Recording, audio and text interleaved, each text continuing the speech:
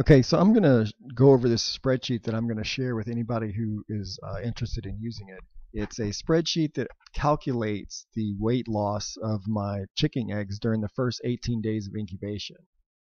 Now, as many know, the ideal weight loss during the first 18 days is 13%. And what I do is I break that down over the course of a number of weigh-ins, and you can use as many or as few of these as you want. Skipping the day 3 weigh-in for your eggs has no bearing on whether or not the day 6 weigh-in will give you good results.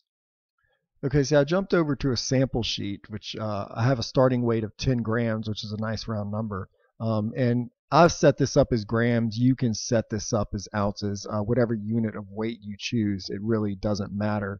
It has no bearing on whether or not these results work. All right, so this first column, there's only a few columns that require manual input, and that's going to be these first 3 columns, row 4 and on down, and then these weigh-in columns here and here. Those are the only ones that have manual input. Everything else is automated, and you don't want to touch any of that. Okay, so here, the egg ID column, this is simply the number I write on the egg. And I can do as many or as little or as few as I want. When I'm hatching some of my rare breeds like Islandus dwarfs or silver death layers or golden death layers, I'll increase the percentage of eggs which I weigh to probably upwards of 50%. And the reason I'm doing that is because I'm trying to perfect these humidity levels to give me the highest level of success with those particular breeds. On the other hand, some of my other breeds, like my Swiss Flowery 55s or my Bielefelders, I might only sample 20% of those eggs because those eggs are relatively easy to incubate, I find, unlike some of the smaller breeds or the rare, couple of the other rare breeds that we raise here that seem to be challenging. Okay, so I go ahead and I fill in my IDs with the numbers that I wrote on my egg, and the next thing to do is go ahead and get your starting weight.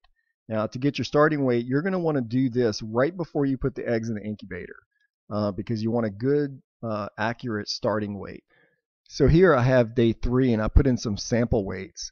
I know because this is a 10-gram starting weight, which makes it pretty simple for this example, I'm going to want to lose 0.22 grams per weigh-in. So here I lost 0.22 and I'm down to 0.78, which resulted in green, which means I'm right on as far as my weight loss. Now here I lost a little bit too much and it turned the cell blue, which means I need to raise my humidity because this egg is drying out too quickly. And here the egg is a little heavy and it didn't lose enough moisture, so it turned yellow because I need to lower the humidity to try and get that egg to dry out a little faster. Now these aren't the percentages you want to pay close attention to. What you want to really pay attention to is this average weight loss percentage up here. This is the one that's going to tell you whether or not you need to make an adjustment to your incubator's humidity, not these individual ones. As long as this one is green, then you're good. What this could mean, like this one says that if the egg dried out too much, that could simply mean this egg has a very porous shell and it's losing a lot of moisture. But you don't want to adjust your incubator based on this one egg. It could just be a bad egg. This one could have a really thick shell, who knows, and it didn't lose enough weight. So as I said, this is the number you want to pay attention to in each one of these columns to determine whether or not you're going to change the humidity settings in your incubator as you go. Okay, so here in this column, I went ahead and in the first one, I went ahead and added another 0.22 gram or whatever unit you're doing weight loss, which is exactly where I need to be. I'm at 4.4% for day 6, which is perfect. But I did these to show that these eggs are drying out too fast. And in this case, what you ended up with is a average weight loss or moisture loss that's telling you need to raise the humidity in your incubator. And of course, the more eggs you have in your sample set, the more accurate this is going to be, and it's going to keep a couple of bad eggs from messing this number up, and which could affect all the other ones that are probably good. Now this should be an immediate red flag. If I see something like this during my incubation weigh-ins, I'm going to pull that egg because I don't want that egg to be part of my sample set. Because there's obviously something going on here. It's losing a tremendous amount of moisture. There's something wrong with the shell. It could be cracked. It could be really porous. It could just be an egg that was bad from the beginning. So if you see something drastic like this, that's a good indication to either remove the egg from the incubator completely, or you could simply remove it from your sample set. Okay, so we're down to day 18, and we're about to pull them, and we're going to put them in the hatcher and put them on lockdown.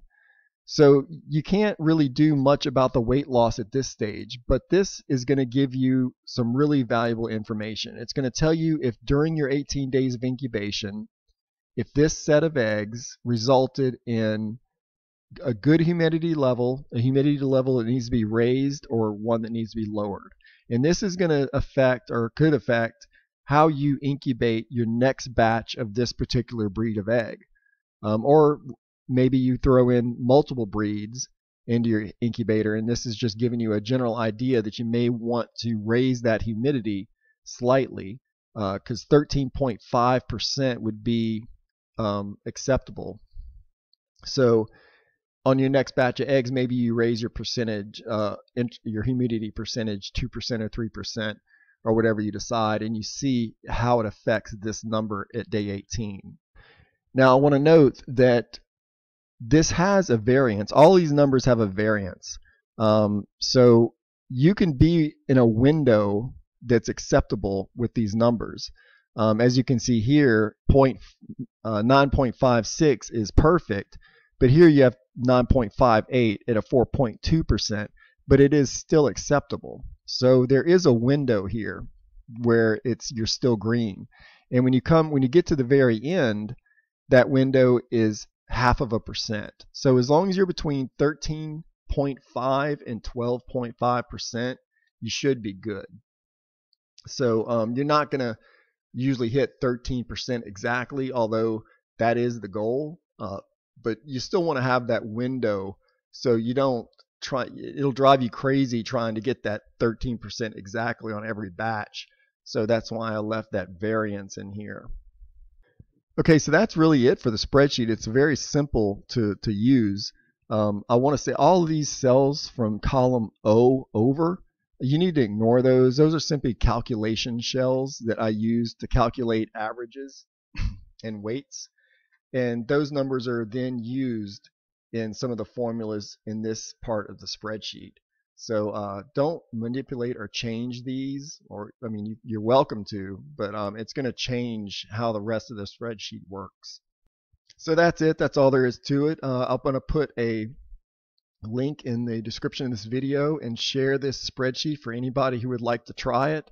I will go ahead and save this off. I have my different breeds. Like right now, this is an actual incubation that I just started today, and these are Hollandaise dwarf eggs, and I put in 21 eggs actually, and as you can see, I sampled 12 of them, more than half, because I am trying to really perfect the incubation of these eggs, as they're kind of challenging to incubate.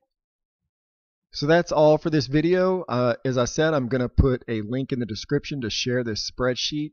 The only thing I ask in return is if you do find it helpful and this video informative, to please like and subscribe to the videos. And thank you very much for watching.